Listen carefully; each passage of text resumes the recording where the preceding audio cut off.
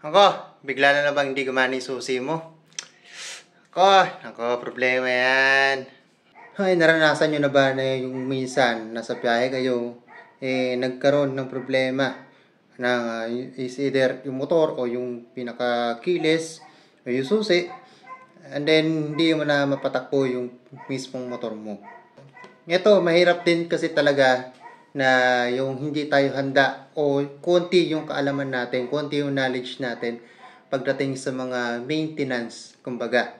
Kasi kailangan ng maintenance para maiwasan yung mga aberya, lalo kapag kababiyahe tayo. Hindi natin alam kung paano mangyayari sa atin. Meron tayong example na pwede mangyari is kapag nalobat yung susi natin.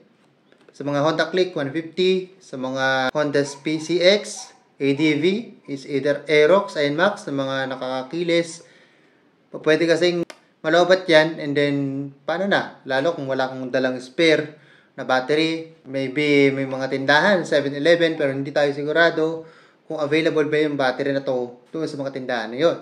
Ngayon, paano nga ba ang gagawin natin? Unang-una, dapat alam mo kung kailan malolobat yung battery. Sa atin, sa Honda Click, pwede siguro sa mga PCX at ADV, pero sa Yamaha motorcycles, hindi natin sigurado kung meron din silang ganito. Ito, panoorin nyo. Kapag naranasan nyo ito, ayan, nag-blink siya ng mga ilan ba yun? 1, 2, 3, 4, 5, 6. Oh, 5 lang. 5 blink. Susi. Ibig sabihin, pinakasusi mo is palobat na. Is malapit na malobat. Yun ang isang indikasyon na kailangan mo na magpalit ng battery ng itong remote. So, pagka pinalitan mo na to, wala na lalabas din yan. Ngayon, meron tayong spare battery. Hindi pa to nabubuksan. Yung isa pa lang ang nagagamit natin. Dahil nandito yung isa. And, meron tayong coins or coin. So, papakita ko na rin sa inyo kung paano natin papalitan ng battery itong ating remote sa ating Honda Click 150. I don't know kung ganito rin po yung procedure sa ibang keyless. Pero kung alam nyo paano buksan ito at kung alam nyo dapat yung battery. Ito pala, sa ating Honda Click 150, ito yung ating sukat, yung 2032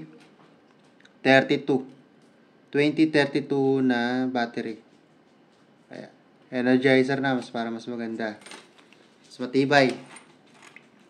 So, kapag papalitan natin, syempre, bubuksan natin muna to gamit ng coins.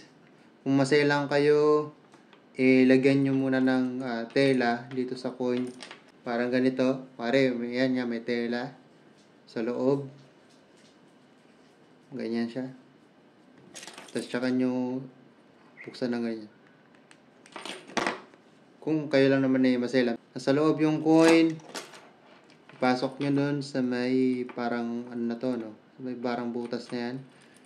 Ginawa yan para talaga sa pagbukasan. Then, twist nyo lang. Medyo makapal yung ating tela. Yun. So, hindi nyo naman kailangan tanggalin dito. Madali lang. Open pa natin ng konti. Ayan. Ayan. So, yun na. So, I suggest, huwag nyo na masyadong galawin itong part na to. Doon lang tayo sa mismong battery pupunta, Dahil may mga waterproofing yan na yun na, iniiwasan natin na masira yun, syempre. Open natin itong battery natin. Again, 2032. Hindi ko muna inaalis yung nandito, So, para kapag kinabit ko, or pagka ikakabit ko, maalala ko kung paano siya, kung ano yung pwesto niya. Ayan, tanggal na natin. Ito yung bago. So, lagay muna natin at kunin na natin yung luma.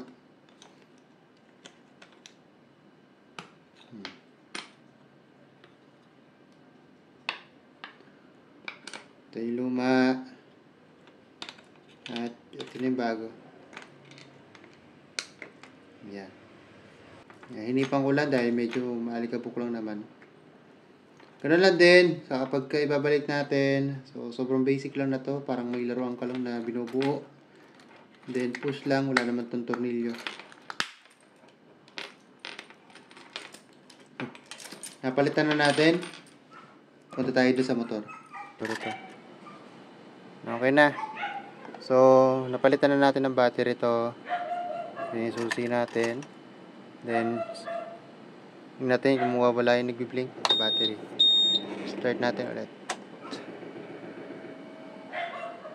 Okay. Wala na. So, okay na. Ibig sabihin, yun lang talaga yung battery lang talaga yun. So, walang dahilan para malobatan kayo ng pinaka-battery sa ating mga susi. Dahil meron talaga, sinasabi na yan ng motor sa'yo. Kapag ka nag-blink na 5 beses, palitan nyo na mismo yung pinaka-battery ng remote nyo. Dahil malolobat na yan. Para hindi na kayo magka-aberya. So, kapag ka bumabiyahe kayo, yan, iwas aberya. So, sana medyo nakapulutan nyo ng aral. Konting aral lang din to. So, kapag ka may mga problema na yung motor nyo, ayusin nyo na agad. Huwag nyo na agad palakihin pa yung problema. Kasi mahirap na kapag pumabiyahe kayo at dun pa kayo masiraan. So, sa episode, see ya! Bye!